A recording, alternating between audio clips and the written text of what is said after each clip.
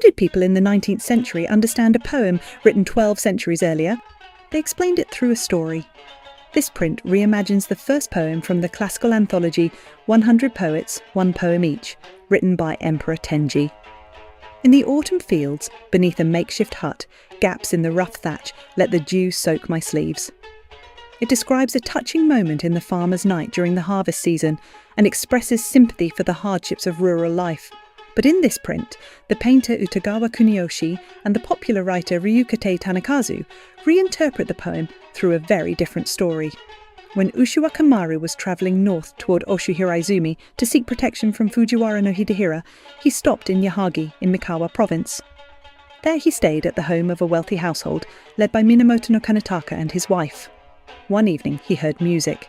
Their daughter Jōruri-hime was playing the koto. Moved by the sound, Ushiwakamaru raised his flute and joined her. Strings and bamboo answered one another in the soulful night, and somewhere in that music their hearts drew close. The text ends here, simply remarking that this story was well known, and viewers at the time would have recognised what followed. Ushiwakamaru had to continue his journey. Before leaving, he gave Jōruri-hime his flute, Usuzumi, as a keepsake. But the journey soon turned dangerous. On the road, Ushiwakamaru fell gravely ill and was abandoned on the shore at Canberra. Through a divine message from Hachiman, the guardian deity of the Minamoto clan, Jōruri-hime learned of his fate. She rushed to the shore and prayed desperately for his life. Ushiwakamaru revived. Revealing his true identity as Minamoto no Yoshitsune, he parted from her in tears and continued toward Hiraizumi. For Jōruri-hime, however, the story did not end there. Unable to bear the sorrow of a love that could never be fulfilled, she later threw herself into the Sugo River. 3 years later, Yoshitsune passed through the region again.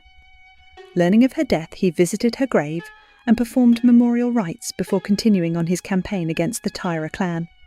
At first glance, the poem and the story seem unrelated, but both take place in temporary shelters, and the love between Yoshitsune and Jōruri-hime is like the dew that wets the farmer's sleeves, tangible, yet ephemeral. Today, a temple named Joju-in still stands in Okazaki, Aichi Prefecture, commemorating Jōruri-hime, and the story leaves behind an old dilemma that never seems to fade. When love and family duty stand in conflict, which should a person choose?